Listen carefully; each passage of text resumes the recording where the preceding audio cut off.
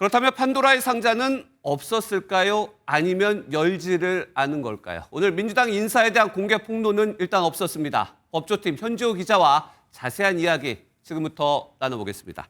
현 기자, 폭로를 예고했는데 돌연하지 않은 이유 뭡니까? 윤영호 전 본부장이 실익이 없다 이렇게 판단을 했을 가능성이 있습니다. 네. 이 폭로를 했다고 하면 윤 전 본부장이 금품을 줬다고 한 이 더불어민주당 정치인들의 이름을 거론을 했겠죠.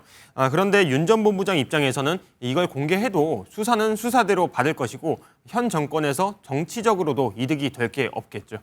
근데 폭로를 예고했고 일부는 실명이 공개됐고 통일교와 민주당 로비 의혹, 그렇다면 의문만 더 커지는 건 아닐까요? 네, 그 돈을 받았다고 거론된 인물 가운데 이 실명이 알려진 건 전재수 해양수산부 장관뿐입니다. 그렇죠. 이 소문만 더 무성하게 된 셈이죠. 윤 전 본부장이 접촉한 것으로 알려진 민주당 측 인사는 15명 안팎으로 추정이 되는데요. 결국 김건희 특검에서 경찰로 이첩된 사건이 수사가 잘 이뤄지느냐에 따라 의혹이 해소될 수도 안 될 수도 있습니다. 근데 지금 민주당 로비 의혹, 그렇다면 통일교 차원에서 이루어졌다 이렇게 봐야 될까요? 이 통일교는 관련 내용을 몰랐다며 윤 전 본부장의 개인 일탈이라고 선을 긋고 있습니다. 네. 한 통일교 관계자는 한학자 총재가 특검 조사를 받을 때 관련 질문을 받지 않았다며 윤 전 본부장 혼자서 한 일이라고 설명을 했습니다. 앞서 통일교는 김건희 여사에게 준 샤넬백이나 권성동 국민의힘 의원에게 전달한 이 불법 정치자금에 대해서도 통일교 차원에서 한 게 아니다 이런 입장을 밝혀왔죠. 이번 민주당 로비 의혹에 대해서도 같은 입장을 유지할 걸로 보입니다. 윤영호 전 본부장이 폭로를 하지 않았지만 수사는 진행될 것으로 보입니다. 첫 얘기가 2022년 8월 당시로 알려져 있는데 특검에서 일단 경찰 국가수사본부로 이첩을 했는데 공소시효 때문에 너무 늦은 것 아니냐 이런 얘기도 나오죠.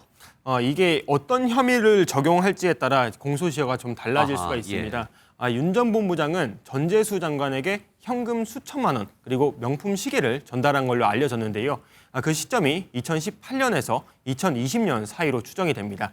정치자금법 위반 시효는 7년이기 때문에 18년 기준으로 보면 지금은 시효가 거의 끝났죠. 다만 뇌물죄를 적용하면 액수에 따라 공소시효가 최대 15년이 되기 때문에 수사하는 데는 큰 문제가 없어 보입니다. 정치자금법 위반으로 봤을 때는 7년이기 때문에 거의 끝났고 다만 뇌물죄는 수사가 계속 가능하다. 특검은 뭐라고 합니까, 그럼? 김건희 특검은 일단 문제가 없다는 입장입니다.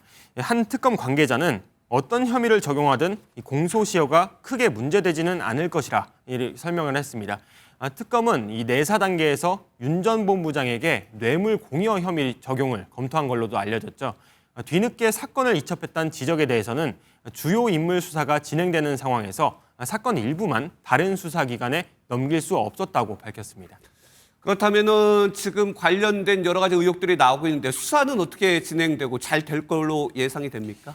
이 사건을 넘겨받은 경찰 국가수사본부는 이재명 대통령이 엄정 수사를 지시한 지 6시간 만에 특별 전담 수사팀을 꾸렸습니다. 네. 앞으로 수사가 어떻게 될지 지켜봐야겠지만 대통령 지시도 있었던 만큼 꽤 속도감 있게 수사가 진행될 것으로 예상이 됩니다. 속도감 있게 진행될 것이다. 앞으로도 지켜보겠습니다. 법조팀 현지호 기자였습니다.